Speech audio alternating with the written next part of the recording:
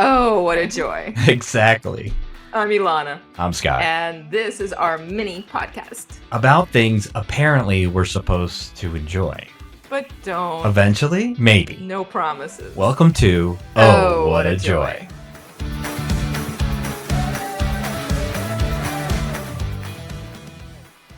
Hey, Ilana.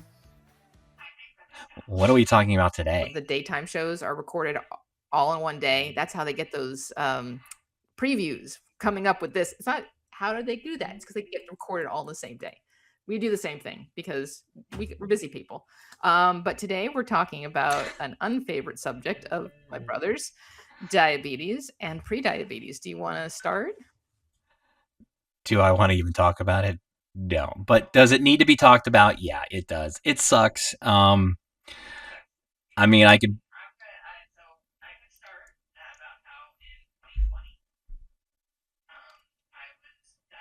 Pre-diabetic.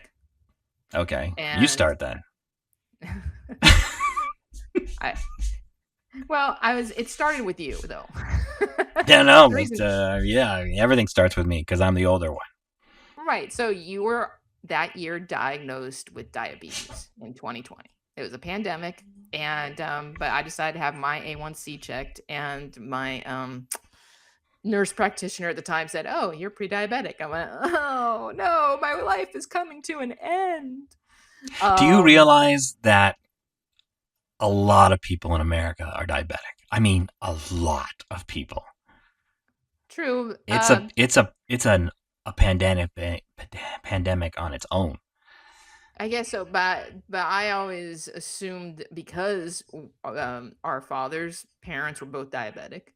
Our father has gone from diabetic, back to pre-diabetic, back to not pre-diabetic, over the years, that this was going to be a part of our lives. And I thought when I got that diagnosis, it was going to be, I'd have to completely change my diet, which was not true.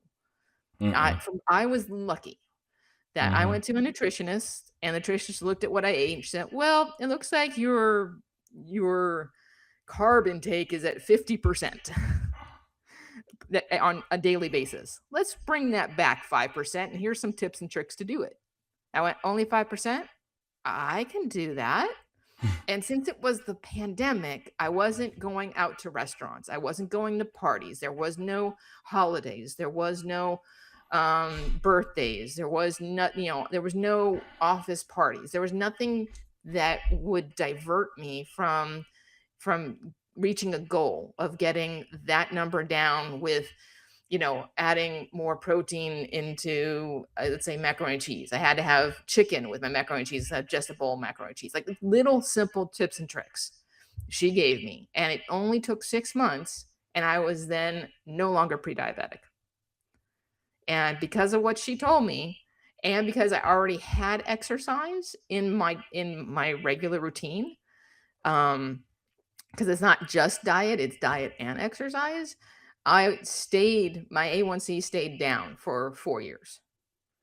So, and then when it went up ever slightly, I wasn't told I was pre-diabetic again. They just said, "Oh, it's up." And I went, "Okay." I made an adjustment again, and this year it's down. But I realized I am very fortunate because, one, I like rules. I do. I like. And if someone says, "Do this and this, and this and this," and they're within, my confines of foods I like, I can follow no problem. But I think you have a little different situation. Yes, I'm not a rule follower at all. Not at all. I hate it. Actually, I think the worst part of being diabetic is the fact that, amongst other things, that everything else that you're getting hit with in life, now you have to, plan out your meals. You have to weigh things, and it's just an extra step in an already chaotic way, and I hate it. I absolutely hate it. I have a gram scale thing. I've used it twice. I don't cook for myself, unfortunately. I mean, it's much easier to go out to eat than it is to cook for yourself. It's much because it's just fast. It's easy. We live in a quick throwaway society where everybody just go get a meal, and people don't think about like I don't. I know it's bad for me, but I'm going to eat it. I'm going to take more medicine. And that's not a right frame of mind. But it's a horrible trap that I found myself into. It sucks. It's oh yeah, you should eat better. Oh yeah, you should exercise. Oh yeah, yeah, yeah. Okay, yeah. It's easier said than done, especially when if you're depressed or if you're angry or if you've got worldly pressures and you don't you've got so much on your mind. You're gonna go back to your bad habits, and for me, that's just bad eating. Always has been. I've never ate healthy in my life, and it's not because I want it. It's not because I don't want to change. I do. It's just hard for me. It's just hard. I can't get into a rhythm. I can't get into um, a pattern of doing things because that's just not how I am. I have never been that way. Right. And So understanding. So it's what advice did your nutritionist give you to help you? my, So the they problem all is, have great advice, and they all say you can do this, this, this, and this. And you know what? When it comes down to it, it's all great advice, but you have to take the advice. But you know what? If you are a person like me who has other things to worry about, that advice goes out the window. well, And I I'm not think saying it's good. I'm just saying that's what happens. That's true, what but happened to me. let's also say that there's another wrinkle in here about rewards. There are no rewards there for me. I don't see it. There are no rewards for me that Right. I could Okay. But what I'm saying tangibly is get. is food and drink can be a reward for when you feel down, right? Yeah, Because you're I don't look human. at it that. Yeah, yeah, yeah. Sure, if you look at it that way, a reward could be a cookie too. I mean, but you can't have that if you're diabetic. Right, but what I'm saying is a lot of people use food and drink as a reward for other things. And so to take that away and not have that reward system or something to replace that reward system, then it makes it extra hard.